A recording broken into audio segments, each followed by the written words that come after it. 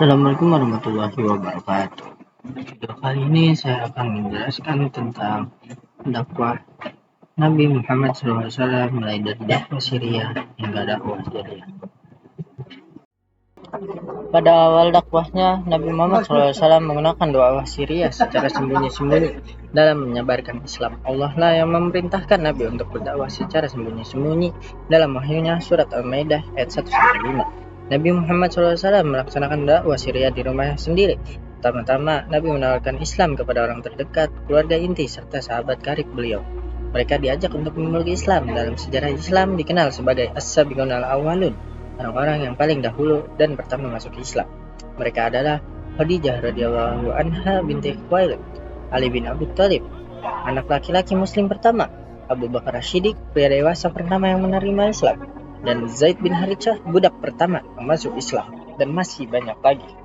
Sahabat yang tergolong as-sabiqun al-awwalun mendapat keistimewaan dari Allah SWT, yaitu jaminan masuk surga, karena mereka merupakan orang pertama yang meyakini, menerima, dan mengikuti agama Islam. Bahkan mereka selalu mendukung dakwah Rasulullah SAW meski mereka dihujat, bahkan disiksa oleh kaum Quraisy. Keutamaan dan diberikan Allah pada para sahabat Nabi dijelaskan dalam Al-Quran surat At-Taubah ayat 100. Mereka masuk Islam secara sembunyi-sembunyi. Mereka menyembunyikan keimanannya untuk menghindari ancaman dan siksaan kaum Quraisy. Pada periode tersebut, Rasulullah SAW dan umat Islam melaksanakan sholat bersama para pengikutnya dan sahabatnya dengan cara sembunyi-sembunyi. Sholat ini dilaksanakan pada waktu terbitnya matahari dan terbenamnya matahari dan dilakukan di balik bukit. Ini dimaksudkan agar tidak ketahuan oleh penduduk Mekah. Kalau begitu, lama-kelamaan kabar tentang dakwah Islam sampai ke telinga kabilah Quraisy di Mekah.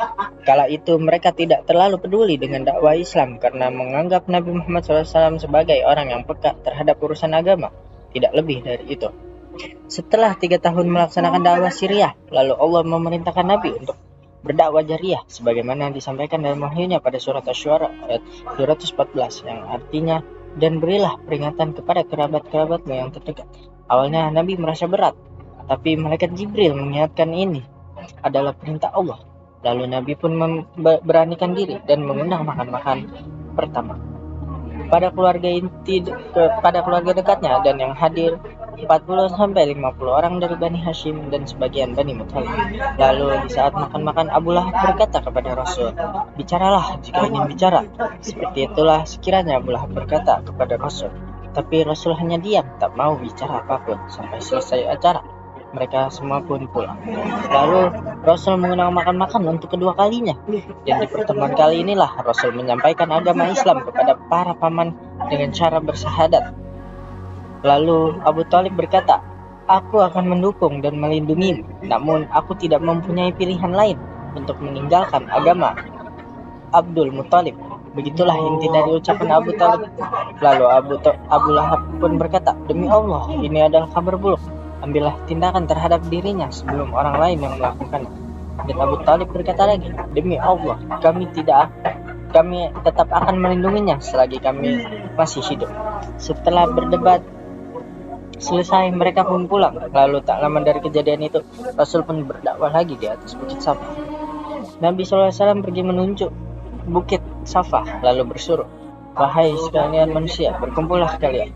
Maka orang-orang mulai berkumpul, ada yang datang sendiri kepadanya dan ada pula yang diutus oleh tuannya. Rasulullah SAW bersabda, "Wahai Bani Abdul Muthalib, wahai Bani Fir, apakah kalian percaya jika aku memberitahu kalian bahwa ada sepasukan berkuda yang keluar dari balik gunung ini untuk menyerang kalian?" Maka mereka semua menjawab, "Ya." Beliau SAW bersabda, "Sesungguhnya aku adalah seorang yang memberi peringatan bagi kalian terhadap azab Allah yang sangat pedih."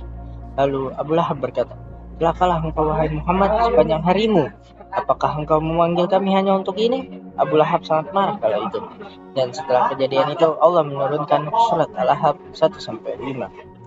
Begitulah sekiranya kisah Nabi Muhammad SAW dalam berdakwah Syria dan berdakwah jariyah kepada keluarga dan penduduk Mekah.